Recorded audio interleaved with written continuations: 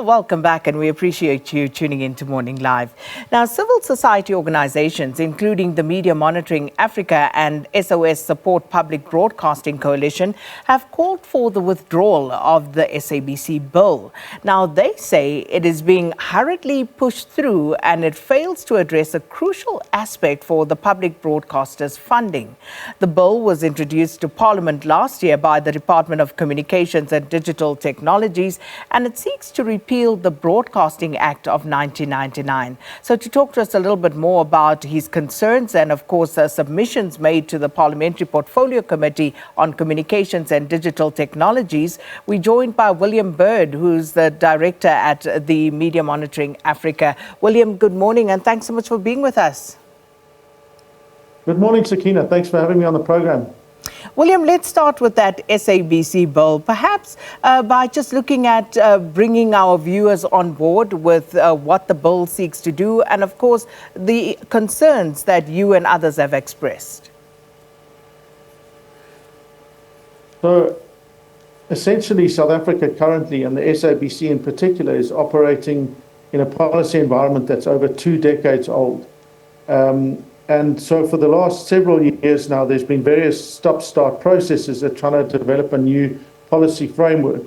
Now, that process is still going. There's a white paper on that, and that should start to envisage how the SABC and other broadcasters can function in a digital environment. Now, to the ordinary viewer, what that means essentially is that SABC is being asked to operate as though it was 20 years ago. So in other words, where there wasn't a Netflix, where there wasn't an Amazon, where there wasn't the massive increase in digital, and where there was still analog signal around the country. And now what you've got is the SABC being expected to function in a increasingly digital environment, to use an advertising model that is simply not working anymore because the environment has changed so dramatically. And so in response to that, the department then came out with an SABC bill. And ostensibly, this was meant to offer some urgent kind of relief, if you like, to the SABC to help restructure elements of it in order to help it become more financially sustainable.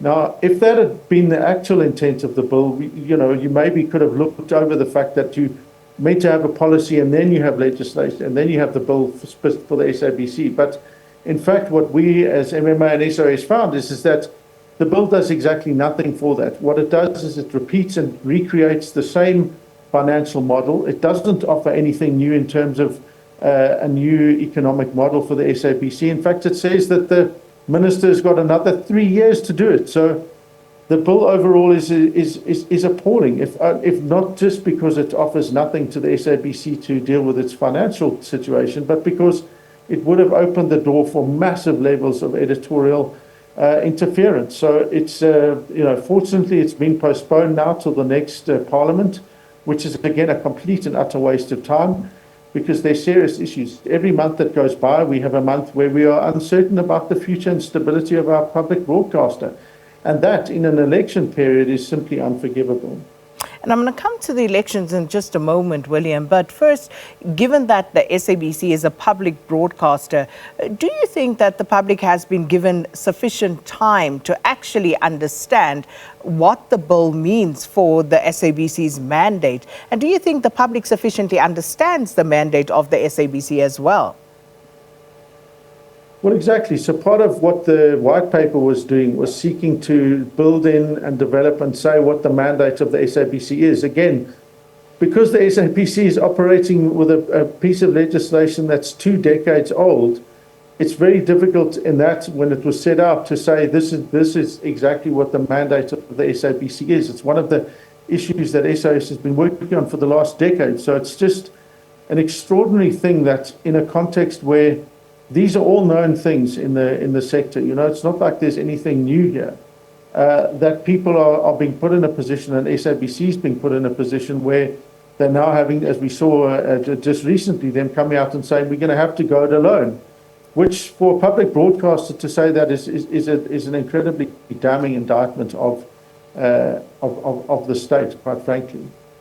And then touching on elections that you just mentioned, so the mandate of the SABC when it comes to the coverage of elections is, of course, a massive one in the public interest. So looking at how things have been done previously and where we are currently with the financial constraints that the SABC is challenging, what are your views on that, William? I mean, look, what we know is that the people at SABC are trying their absolute best with increasingly diminished resources. I know that they were given a small amount of money extra to try and deliver the elections. So to be clear for people, you know, it's the SABC that speaks to the overwhelming majority of people in South Africa. The radio, SABC radio, covers just under half of our population on a weekly basis. 33% of our population still rely exclusively on free-to-air services, in other words, SABC and ETV, in order to get their television news and information. So in that scenario, the role of the SABC in helping to deliver free, fair, credible elections is as important as the IEC doing its job in terms of basic voter education. It's that critical. So when you actively defund the SABC, as it appears government is doing, then what you're needing to be saying is why is government defunding the SABC, and why in their latest references why are they not giving the SABC a bailout? You know, people keep saying, oh, they keep doing it, but they haven't done it. The last few times they've given money to SABC to help them get out of the economic quagmire they're facing, they were loan guarantees and SABC paid them off. Yet somehow we've seemed to find billions of rands for SAA and the like, and yet for an absolutely critical service in an election period for people to get a sense of understand, receive news and information, for the most marginalized, for programming around children, for programming on areas and issues and in languages that aren't commercially viable, we have to rely on the SABC. So in that scenario, you say, why on earth is the SABC not getting the money in the bailouts when they quite rightly should be? So to that effect, why do you think this is the case, William? Because there has to be a logical reason why Parliament wouldn't see the need to give the SABC a bailout. Well, I'm not sure. I mean, look, I think that we've seen routine and systemic failures by Parliament. The fact that they didn't immediately return this bill as being the pile of drivel that it actually is, I think, is an indictment again on Parliament, as much as it is an indictment on the Department of Communication and Digital Technologies for issuing forth,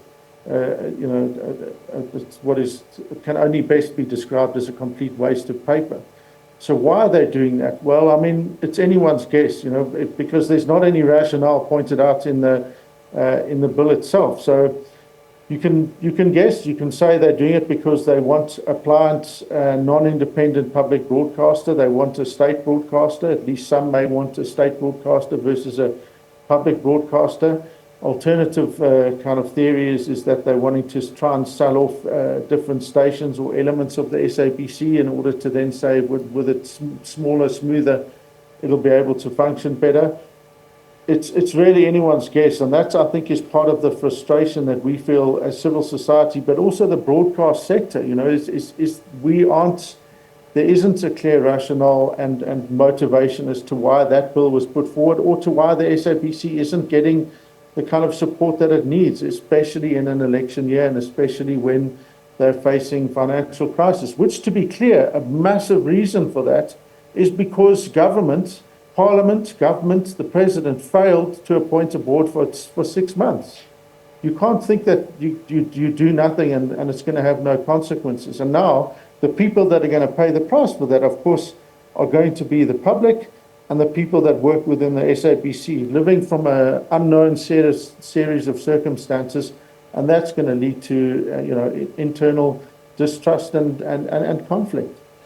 William, your thoughts on some of the deals and proposed deals between SABC and entities such as Prime Media. Is that good for the SABC? What do you make of some of those that have been flagged in certain instances? So I think where the previous board and the current board really and the senior executives need to be commended is for trying to say, well, even though our framework, our legislative framework doesn't allow us to operate in a properly digitally converged environment, we have to see how we can start to do that. So I think that those, like the SABC Plus app, are clear efforts to say, how are we going to be relevant and offer meaningful program and content to people in a digital environment? So those things are being driven, I think, by necessity, but they're also being driven by the fact that they're thinking, well, maybe if we can get some finances from this, we can at least start to make the SABC vaguely economically sustainable. Again, they are pushed into a corner where they're told you have to operate as a commercial entity because we're not giving you any public funding.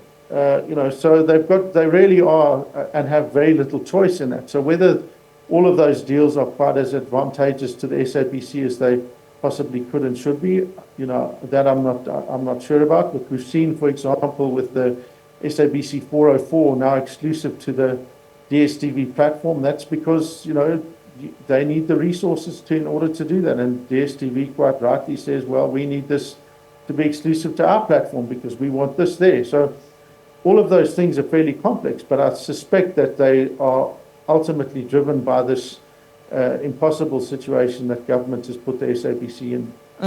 And with everything that you've said, if you think about something like SABC, for example, outsourcing its sales facility to another competing broadcaster, so to speak, that worries workers within the SABC. How do you see that? I mean, you are going to get those kinds of things where you are looking to try and get people to try and fit square pegs into round holes and round pegs into square holes. And I suspect that, as I said, is going to cause a lot of conflicts as the SABC goes forward. And that's because it's trying to fulfill a massive public mandate and it's trying to operate as a commercial entity. And that's almost always been an impossible situation.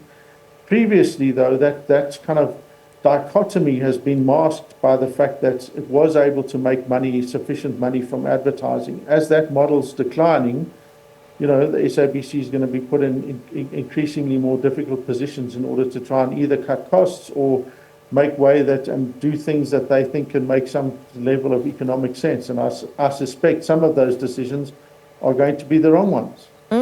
And again, it isn't rocket science, so the mind boggles as to why, the right sort of tweaks are not just made in order to ensure that the SABC is able to function and function optimally at a profit, for that matter.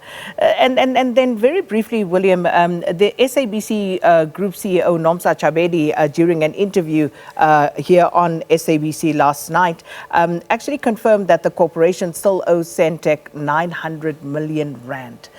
So what is the solution to this issue? So again, if you go back to the previous board, excuse me, when they were seized with these financial difficulties, they put out, and I understand that there were a range of other more detailed proposals, but certainly in the public domain, there were plans to say these and these and these things are steps that must be taken urgently in order to help the SABC avoid, financial collapse. One of those was around the exorbitant Centec fees. Centec is a massive cost to not only the SABC, but to small community media as well. It's one of their biggest costs. It's one of the most crippling costs for them. And there the answer is, well, why isn't the state paying for that? This is something that is a public carrier fee. There's a legitimate argument to be made that says that, in fact, SABC shouldn't be paying for that. Why isn't government paying for that? Now, whether you agree with that or not is up for debate, but at least, we should be having those. And yet that bill came in and it offered precisely nothing on any of these big issues. It offered precisely nothing on must carry. It offered precisely nothing on a new digital environment and a digitally, operational model for sustainable public broadcasting. It was just extraordinary in how bad it was in addressing where the SABC is and where the SABC needs to be going. Well, William, we have to leave it there, but as always, appreciate your time. Thank you so much, William Bird, Director of Media Monitoring Africa, talking to us about their concerns as a civil society organization, and others have also weighed in on this, and the SABC Bill and the public broadcasters' financial performance.